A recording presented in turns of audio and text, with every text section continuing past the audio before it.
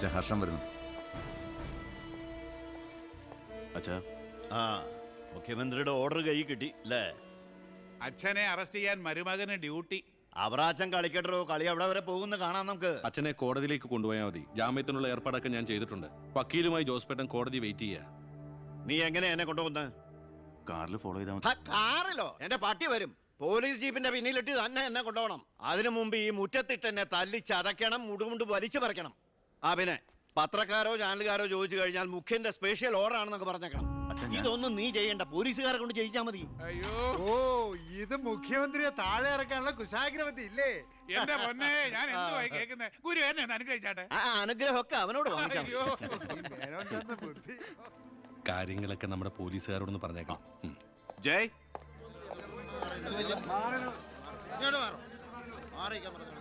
പത്രക്കാരും ചാനലുകാരും ഒക്കെ റെഡിയാ. എന്നാ പിന്നെ തുടങ്ങിക്കോ.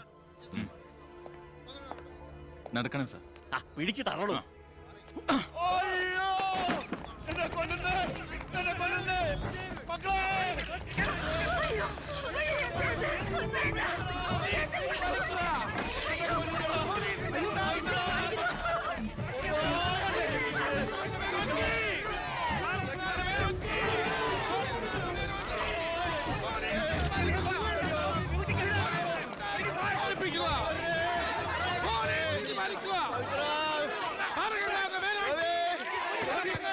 എന്ത് പോക്കറ്റമാണ് കാണിക്കുന്നത്? ഒരു മിനിസ്റ്ററല്ലേ അദ്ദേഹം? വീട്ടുകാരെ അനാവശ്യം കാണിക്കാതെ ബഹളം ഉണ്ടാക്കരുത്. ഇത് chief minister order. Chief minister order.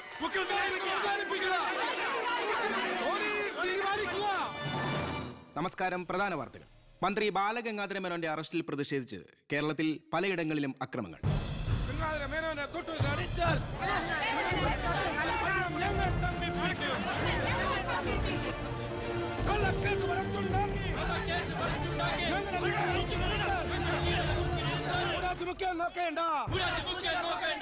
ഇപ്പോൾ കിട്ടിയത് അറസ്റ്റിലായിരുന്ന വിദ്യാഭ്യാസ മന്ത്രി ശ്രീ ബാലഗംഗാധര മേനോന് കോടതി ജാമ്യം അനുവദിച്ചു.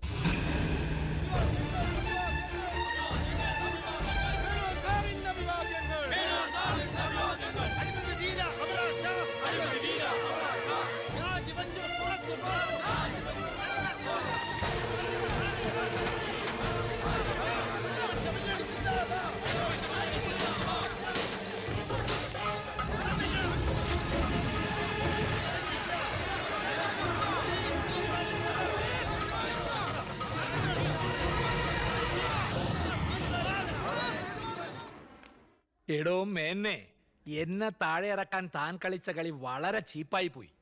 അവറാച്ചൻ എന്തായി പറയുന്നേ? ഒന്നും പറയണ്ട, സൂത്രധാരൻ താനാണെന്ന് എനിക്കറിയാം. താൻ ഒന്നോർത്തോ, തനിക്കെതിരെയുള്ള വജ്രായുധ എന്റെ കയ്യിലുണ്ട്. ഞാൻ അതെടുത്ത് പ്രയോഗിക്കാൻ പോവുക. പ്രധാന വാർത്തകൾ. കേരള മുഖ്യമന്ത്രി PK എബ്രഹാം രാജിവെച്ചു. നിയമസഭ പിരിച്ചുവിടാൻ ഗവർണറുടെ ശുപാർശ.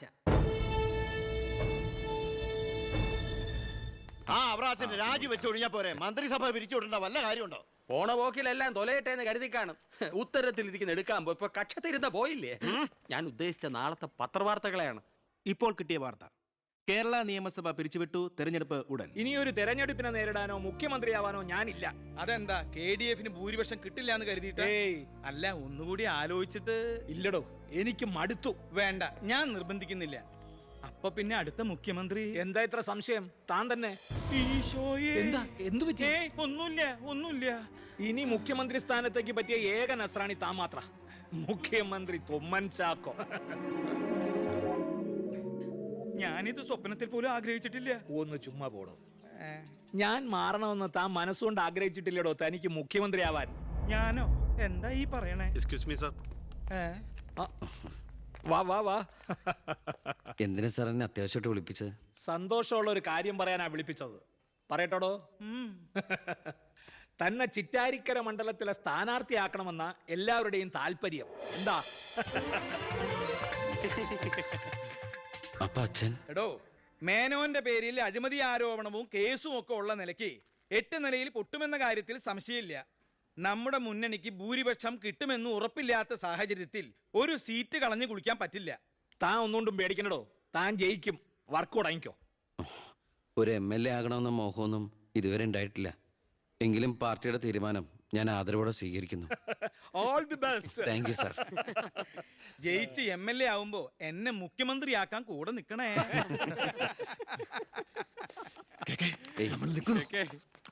ഞാൻ ജീവിച്ചിരിക്കുമ്പോ ചിറ്റാരിക്കര മണ്ഡലത്തിൽ പുതിയൊരു സ്ഥാനാർത്ഥിയെ കുറിച്ച് ചിന്തിക്കേണ്ട കാര്യമില്ല, അത് നടക്കില്ല. എടോ, കഴിഞ്ഞ 25 കൊല്ലമായിട്ട് ഞാൻ MLA ആയിരുന്നു, മന്ത്രിയായിരുന്നു. പക്ഷെ ജനത്തിന് ഇപ്പൊ തിരിച്ചറിവ് വന്നു തുടങ്ങി എന്നെ. ഓരോ സീറ്റും വിലപ്പെട്ടതാ. വാശിപ്പുറത്ത് അത് വെറുതെ പാഴാക്കി കളയരുത്. താനെ പോടാ അവിടുന്ന്. എനിക്കെതിരെ ഇതിലും വലിയ ആരോപണങ്ങൾ ഉണ്ടായിരുന്ന കാലത്തും കേരളം മുഴുവൻ ജനപക്ഷ തരംഗം ആഞ്ഞടിച്ചിട്ടും വൻ ഭൂരിപക്ഷത്തോടെ വിജയിച്ചവനാ ഈ ബാലഗംഗാധരൻ. ഇന്നിപ്പം പുളിച്ച പൗരധർമ്മം വിളമ്പുന്ന ഈ തൊമ്മിച്ചനടക്കം പലരും അന്ന് തോറ്റു തുന്നം പാടി ചരിത്രം മറക്കണം. ഞാൻ തോറ്റത് നിങ്ങളുടെ ഗ്രൂപ്പ് കാലു വാരിയതുകൊണ്ടാ. വേറെ ആരും അല്ലല്ലോ മേന്നെ, തന്റെ മകനല്ലേ സ്ഥാനാർത്ഥി. കൊള്ളാം, അവർ അച്ഛന്റെ 18ാമത്തെ അടവ് കൊള്ളാം. അച്ഛനെതിരായി മകനെ വെച്ച് കളിക്കുക. ഇതേ പിള്ളേര് കളിയല്ല. ജനപക്ഷത്തിന്റെ സ്ഥാനാർത്ഥി നിസാരക്കാരനല്ല. എന്തൊക്കെ പറഞ്ഞാലും യോ മുഖ്യമന്ത്രി രാജിവെക്കുന്ന കാര്യമല്ല. പിന്നെ ചിറ്റാരിക്കര മേനോൻ സാറിന് തന്നെ വേണം. അതൊഴികെ മറ്റെല്ലാ സ്ഥാനാർത്ഥികളെയും നമുക്ക് അംഗീകരിക്കാം. പക്ഷേ മേനോൻ സാറിനെ മാറ്റി നിർത്തിക്കൊണ്ടുള്ള ഒരു ഒത്തുതീർപ്പിനും ഞങ്ങൾ ആരും തയ്യാറില്ല. അതെ, മേനോനെ സ്ഥാനാർത്ഥിയാക്കിക്കൊണ്ടുള്ള ഒരു ഒത്തുതീർപ്പിന് ഞങ്ങൾ നേരല്ല. പാർട്ടി പുലർത്തി പോകാൻ നിന്നവരവര്. തെരഞ്ഞെടുപ്പ് പെട്ടെന്ന് വന്നപ്പോ ഇവിടെ തന്നെ കൂടി. ഈ മുന്നണി വിട്ട് എന്നാൽ പൂ വിട്ട് സ്വീകരിക്കും ജനപക്ഷ മുന്നണി. എന്റെ ഗ്രൂപ്പിന് KDF-ൽ കിട്ടുന്നതിനേക്കാൾ കൂടുതൽ സീറ്റ് കിട്ടുകയും ചെയ്യും. ദിവാകര, ഇനി ഇവിടെ നിൽക്കണ്ട, വാടോ പോകാം. അയ്യേ, നിങ്ങൾ ഇവിടെ ഇരിക്കി. ആരെങ്കിലും എന്തെങ്കിലും തമാശ പറഞ്ഞു വെച്ചാൽ അത് കാര്യാക്കുക. ചിറ്റാരിക്കരയിൽ മേനോൻ തന്നെ സ്ഥാനാർത്ഥി. അപ്പം നമ്മൾ ഗ്രൂപ്പെല്ലാം മറന്ന് തെരഞ്ഞെടുപ്പിനെ ഒറ്റക്കെട്ടായി നേരിടുന്നു. ഇനി എല്ലാവരും ഒന്ന് കൈയടിച്ച് പാസ്സാക്കി.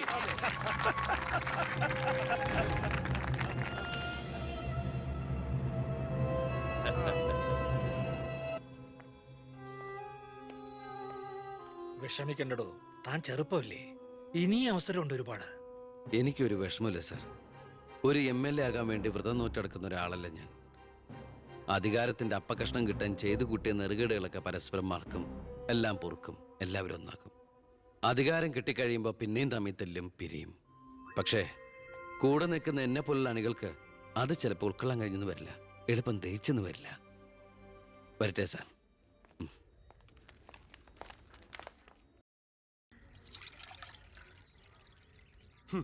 പാർട്ടി പോകാൻ പറ. അവരവരുടെ സീറ്റ് നിലനിർത്താൻ വേണ്ടി എല്ലാം മറന്ന് അവരൊന്നായി. തന്തയ്ക്ക് പറക്കാത്ത വർക്കം. ഈ നാറിയ രാഷ്ട്രീയ വ്യവസ്ഥയാണ് എതിർക്കേണ്ടതും പൊളിക്കേണ്ടതും. ഞങ്ങളുടെ ഒരു അഭിപ്രായം പറയട്ടെ, നീ സ്വതന്ത്രനായിട്ട് മത്സരിക്കണം. ശക്തമായ 2 മുന്നണികൾക്കെതിരെ മത്സരിക്കാനോ? എന്നിട്ട് കെട്ടിവെച്ച കാശിന് എവിടെ പോകും? ജയിക്കാൻ വേണ്ടിട്ടല്ല, പിന്നെ യൂത്തിന്റെ പ്രതിഷേധം അറിയിക്കാനാ. എന്നാലും അച്ഛനെതിരായിട്ട്. അച്ഛനെതിരായിട്ടല്ല, അച്ഛന്റെ രാഷ്ട്രീയ നയങ്ങൾക്കെതിരായിട്ടാണെന്ന് എപ്പോഴും നീ പറയാറില്ലേ, അതുകൊണ്ടാ. പോലീസുകാർക്ക് രാഷ്ട്രീയം പാടില്ലെന്നാ. എങ്കിലും ഒന്ന് പറയാം, ഞാൻ ഇവരുടെ അഭിപ്രായത്തോട് പൂർണ്ണമായി യോജിക്കുന്നു. എന്താടോ, മത്സരിച്ചുകൂടെ? അധികാരമില്ലാതെ താൻ ഇവിടെ കിടന്ന് വിളിച്ചു കൂവിയിട്ടും പോരാടിയിട്ടും ഇവിടെ ഒരു മാറ്റവും സംഭവിക്കാൻ പോകുന്നില്ല. തന്നെ പോലെ സാമൂഹ്യ ബോധവും നിശ്ചയദാർഢ്യവും തൻ്റെ ഉള്ളതിന് മുമ്പിൽ നെഞ്ചു വിരിച്ചെന്ന് സല്യൂട്ട് ചെയ്തിട്ട് ഒരൊറ്റ ദിവസമെങ്കിലും അന്തസ്സോടെ ജോലി ചെയ്യണമെന്ന് ആഗ്രഹം ഉണ്ടോ? പിന്നെ ഈ ജയവും പരാജയവും ഒക്കെ നമ്മൾ ദൈവത്തിന് വിടുന്നു. 1000 വോട്ടേ തനിക്ക് കിട്ടിയുള്ളൂവെങ്കിലും ആ 1000 പേരും തൻ്റെ ഒപ്പമാ, തന്റെ നേതൃത്വം അംഗീകരിച്ചവരാ. അത് മതിയടോ. സാർ, ഞാൻ വേണ്ട, താൻ ഒന്നും പറയണ്ട. ഇത് ഞങ്ങളുടെ തീരുമാനം, അനുസരിക്കണം. ഞങ്ങളുണ്ട് കൂടെ.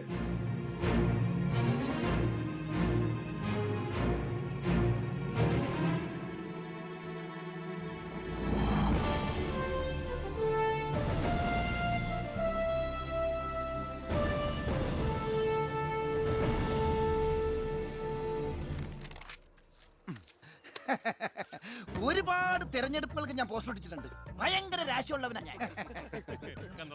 ഞാൻ പോസ്റ്റർ ഒട്ടിച്ച ഒരു സ്ഥാനാർത്ഥിയും ഒരു ഇലക്ഷൻ ഇന്നേ വരെ ജയിച്ചിട്ടില്ല.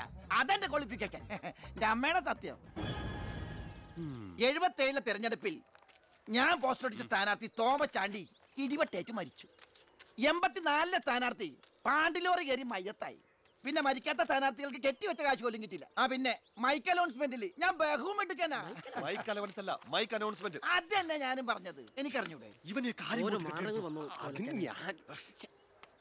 നീ എന്റെ മാനം കളയരുത് ഈശ്വര. ഇവന്റെ കെട്ടിവെച്ച കാശെങ്കിലും കൊടുത്തേക്കണേ. ഇല്ല, ഇവന്റെ കാര്യം എനിക്കറിയാൻ പാടില്ല. ഈ തെരഞ്ഞെടുപ്പിൽ ഞാൻ സ്വതന്ത്രനായി മത്സരിക്കുന്നത് ഇവിടുത്തെ രാഷ്ട്രീയ കച്ചവടക്കാരോട് ജനങ്ങൾക്കുള്ള പ്രതിഷേധം അറിയിക്കാനാണ്. എന്റെ പ്രിയപ്പെട്ട നാട്ടുകാരെ,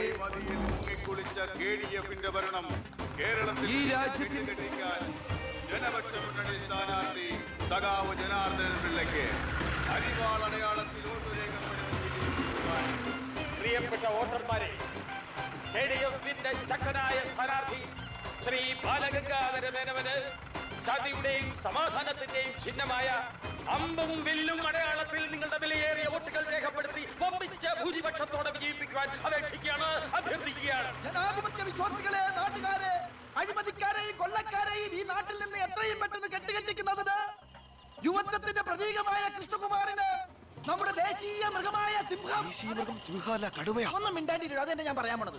നമ്മുടെ ദേശീയ മൃഗമായ കടുവയുടെ സ്വന്തം ചേട്ടനായ സിംഹം അടയാളത്തിൽ വോട്ടുകൾ രേഖപ്പെടുത്തി വിജയിപ്പിക്കണമെന്ന് അഭ്യർത്ഥിക്കുകയാണ്, അപേക്ഷിക്കുകയാണ്. ഇലക്ഷൻ ഫണ്ടിലേക്ക് സംഭാവനയായി കിട്ടിയ പണം മുഴുവൻ എടുത്ത് ഇളവാക്കേണ്ട കാര്യമൊന്നുമില്ല. അല്ലാതെ തന്നെ അച്ഛൻ ജയിക്കും, ഉറപ്പാ. അത് ശരിയാ. ഇനി അഥവാ തോറ്റാ തന്നെ ആ പണം എന്തെങ്കിലും സൈഡ് ബിസിനസിന് ഉപകരിക്കും. പിസാ കച്ചവടോ കുഴൽപ്പണമോ. തോൽവി എന്ന വാക്ക് എന്റെ ചരിത്രത്തിലില്ല. സ്കൂളിൽ പോകാത്തോണ്ട് അവിടെയും തോറ്റിട്ടില്ല. ഞാൻ ഉദ്ദേശിച്ച എന്നെ തന്നെയാ. വന്നല്ലോ എതിർകക്ഷി. അയ്യോ ദേ അങ്ങോട്ട് കൊടുക്കടി. വോട്ട് ചോദിച്ച് തെണ്ടി തെറിഞ്ഞ് ക്ഷീണിച്ച് വന്നിരിക്കുക. കുടുംബത്തിന് മാനക്കേടുണ്ടാക്കാനും പത്രക്കാർക്ക് കഥകൾ ഉണ്ടാക്കാനും കോമാളി വേഷം കിട്ടി ഇറങ്ങിയിരിക്കുക. സംശയമുണ്ടോ? കഷ്ടാൽ കഷ്ടം. അച്ഛനെ കിട്ടേണ്ട കുറച്ച് വോട്ടുകൾ പിടിക്കുമായിരിക്കും, എന്നിട്ട് ജയിക്കൂ. അതുമില്ല. അതുകൊണ്ട് ആർക്കാ നേട്ടം? ജനപക്ഷ മുന്നണിക്ക്. യവൻ കാരണം ആർക്കും ഒരു ഗുണം കിട്ടില്ല. ഇവനൊക്കെ ആര് വോട്ട് കൊടുക്കാനാ? ഈ കുടുംബത്തിന് പോലും ഒരു വോട്ട് കിട്ടിവിടാനൊക്കെ. ഇവിടുന്ന് ഒരു വോട്ട് എനിക്ക് ഉറപ്പുണ്ട്. എന്റെ അമ്മയുടെ അല്ലമ്മേ. അമ്മയുടെ വോട്ട് ചോദിക്കാൻ വന്നേക്കണം. വോട്ട് ചോദിക്കാൻ വന്ന മകനെ ആട്ടിപ്പായിക്കണ്ടായിരുന്നു. സുഹൃത്തുക്കളെ, നിങ്ങൾക്ക് എല്ലാവർക്കും അറിയാം, കഴിഞ്ഞ 25 വർഷമായിട്ട് എന്റെ നാട്ടുകാർ എനിക്ക് തീരെഴുതി തന്നിട്ടുള്ള മണ്ഡലമാണ് ചിറ്റാരിക്കര. അതൊരു പോരായ്മ തന്നെയാണ്. അതെ അതെ, എന്ന് എതിർ പാർട്ടിക്കാർ പറയുമെന്ന് ഞാൻ ഉദ്ദേശിച്ചത്. ചിറ്റാരിക്കരയിൽ നിന്നും കേരളക്കര മൊത്തം KSRTC ബസ് സർവീസ് ഇല്ലേ? ഗതാഗത മന്ത്രിയായിരുന്നപ്പോ ഞാൻ ചെയ്തതാ ഈ നാടിന് വേണ്ടി ഇതൊക്കെ. ഇനി ഈ നാട്ടിലെ പട്ടിണിപ്പാവങ്ങൾക്ക് വേണ്ടി ഒരു എയർപോർട്ട്, അതാണ് എന്റെ സ്വപ്നം. പട്ടിണി പാവങ്ങൾക്ക് എയർപോർട്ട് അത്യാവശ്യമല്ലേ? ലണ്ടനിൽ പോവാൻ, അതെന്തിന്? വെളുക്കിരിക്കാൻ. ഈ നാടിനെ സ്വർഗതുല്യമാക്കാൻ നിങ്ങൾ എന്നെ വിജയിപ്പിച്ച് മന്ത്രിയാക്കി ചിറ്റാരിക്കരയുടെ പാരമ്പര്യം നിലനിർത്തണമെന്ന് ആഹ്വാനം ചെയ്തുകൊണ്ട് നിർത്തുന്നു. ജയ് ഹിന്ദ്. അടുത്തതായി